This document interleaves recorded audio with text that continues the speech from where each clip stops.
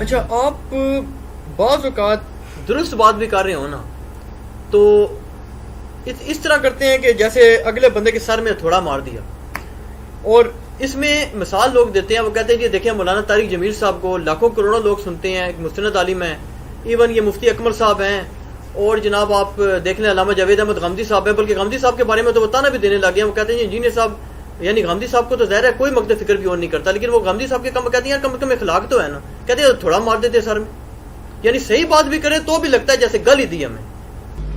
اچھا تو غامدی صاحب کے اخلاق سے متاثر ہو کے کیا بریلوی دیوبندیوں نے ان کو بزرگ مان لیا؟ پریکٹیکلی تو ایسا نہیں ہوا۔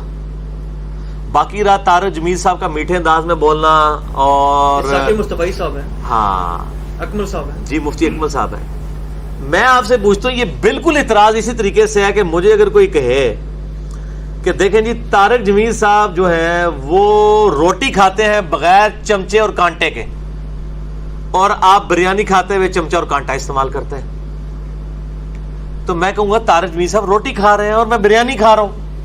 روٹی سارے چمچے اور کانٹے کے ساتھ نہیں کھائی جائے گی، وہ ہاتھوں سے ہی کھائی جائے گی۔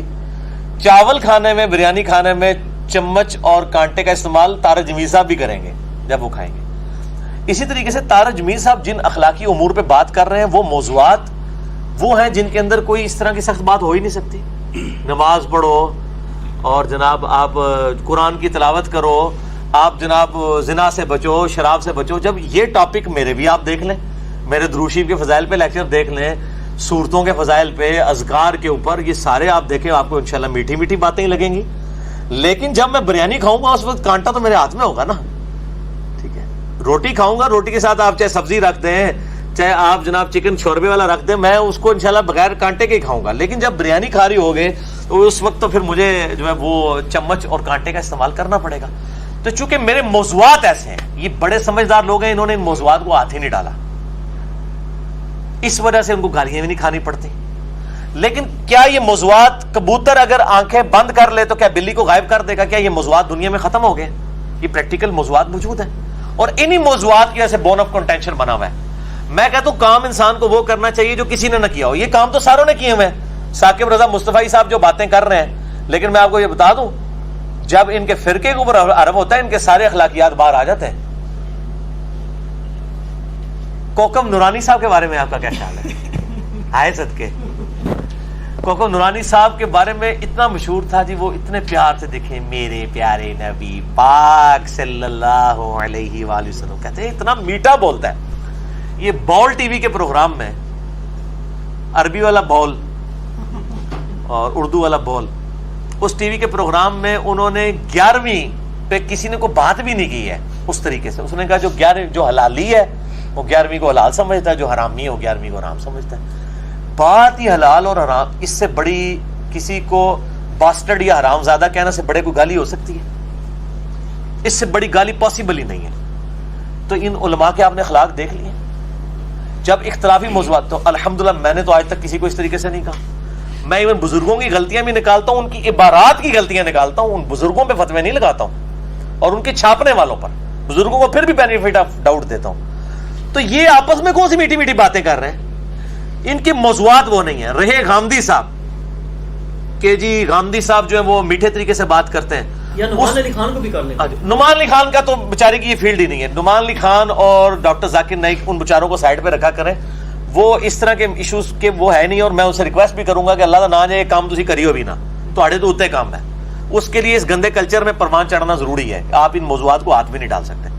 نعمان علی خان نے حاضر ناظر پہ کوئی لیکچر دیا ہے، حیات النبی پہ کوئی لیکچر دیا ہے، رفع الیدین کے اوپر کوئی لیکچر دیا ہے، فاتحہ خلف الامام پہ کوئی لیکچر دیا ہے؟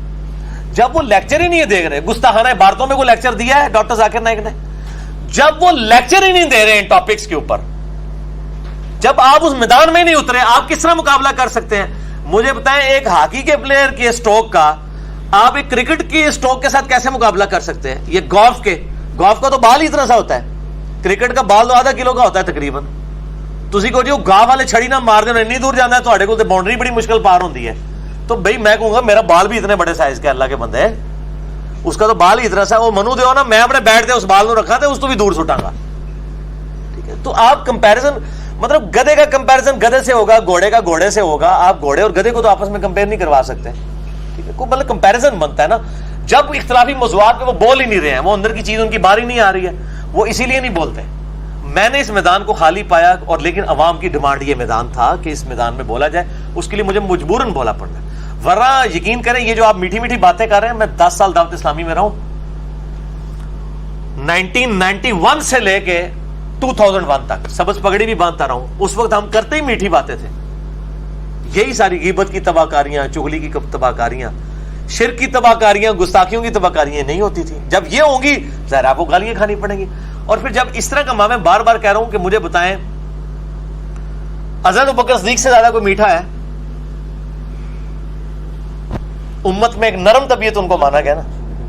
تو صحیح بخاری اٹھا کے دیکھ لیں, ایک کافر نے حضور صلی اللہ علیہ وآلہ وسلم کے ساتھ بدتمیزی کی ہے, حضور کی موجودگی میں حضرت ابوبکر کہہ رہے ہیں جاؤ اپنی وہ جو اپنے بتوں کی شرم گاہیں چاٹنے والوں, جاؤ وہ چاٹو جا کے.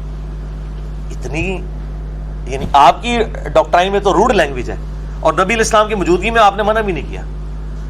محبت رسول کا اظہار. حضرت عمر فاروق رضی اللہ عنہ کئی معاملات میں تلوار باہر نکال لیتے تھے. میں نے تو کبھی کسی کو بال پوائنٹ سے بھی نہیں مارا, کہ چوبا بھی نہیں مارا کسی نے, تو میں کہاں سے سخت ہوں. یہ ٹاپکس ایسے ہیں کہ ان کا تقاضا یہ ہے کہ بعض اوقات سخت یعنی سخت انداز ہو جاتا ہے, اور ان کے اپنے علماء کا بھی ان موضوعات کے اوپر یہی انداز ہوتا ہے. وہ ان کو بڑا کہتا ہے نہیں جی یہ تو عشق ہے نا, تھوڑے عشق دی گرمی ہے, یہ وجدان ہے. دوسرا بندہ بات کرے اس کو کہتے ہیں بڑا سخت انداز ہے. یہ صرف لیم ایکسکیوزز ہیں بھاگنے کے. اگر ان کا ایک ہی رول ہونا, اور میں آپ کو بتاؤں لوگ مجھے آ کے سمجھا رہے ہوتے ہیں کہ بڑا سخت انداز ہے, مجھے بڑی خوشی ہوتی اگر مجھے کوئی بریلوی آ کے کبھی کہتا کہ انجینئر صاحب کے لیکچر بہت اچھے ہیں, لیکن یہ جو آپ اہل حدیث کو رگڑا لگاتے ہیں نا اتنے سخت الفاظ میں, اس کو تھوڑا نرم کریں. کیا خیال ہے اس طرح کا کوئی بریلوی میرے پاس آیا ہوگا؟ کبھی نہیں آئے گا. حالانکہ اہل حدیث کو میں سخت الفاظ میں رگڑا نہیں لگاتا ہوں. تو اگر ان کو میرے سخت انداز سے چڑ ہو تو مجھے بریلوی آ کے یہ بھی سمجھا رہا ہو. آج تک کوئی اہل حدیث میرے پاس نہیں آیا کہ یار یہ آپ بریلوی کو سمجھاتے ہیں ذرا تھوڑا طریقے سے سمجھایا کریں.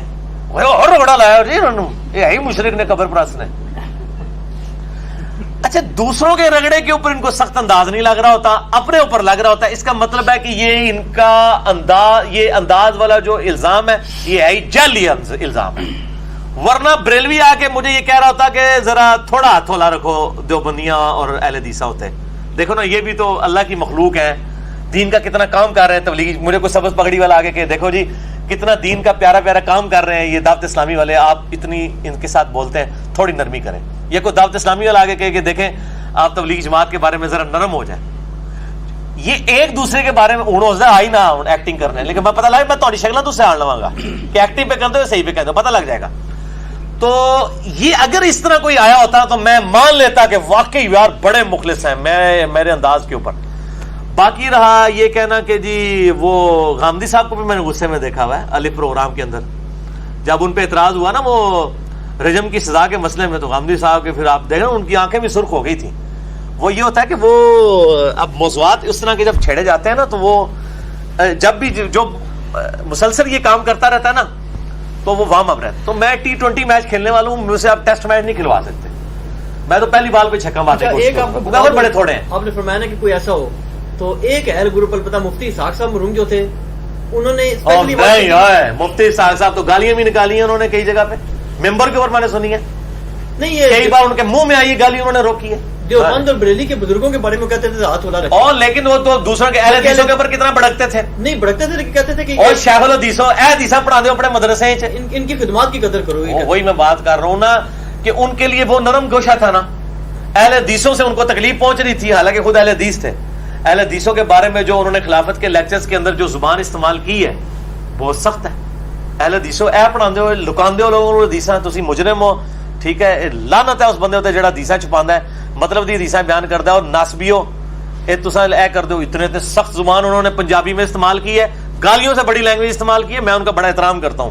میں یعنی چند جو بڑے علماء ہیں نا جن کی میں دل سے قدر کرتا ہوں, شیخ زبیر علی رحمہ اللہ تعالی, مولانا اسحاق رحمہ اللہ تعالی, ڈاکٹر اسراف صاحب رحمہ اللہ تعالی, مولانا مودودی رحمہ اللہ تعالی علیہم السلام اجمعین, میں بڑی قدر کرتا ہوں. لیکن یہ بالکل آپ جھوٹ بول رہے ہیں, چونکہ آپ کی ہمدردی تھی, دیکھ لو ایتھی چیک ہو گیا. انہوں نے چونکہ ان کی مولانا اسحاق صاحب کے ساتھ ہمدردی تھی اس لیے انہوں نے ان کا ایک پہلو پیش کیا ہے, ان سے زیادہ سخت کوئی نہیں تھا جب وہ اپنے اس موضوع کے اوپر آتے تھے.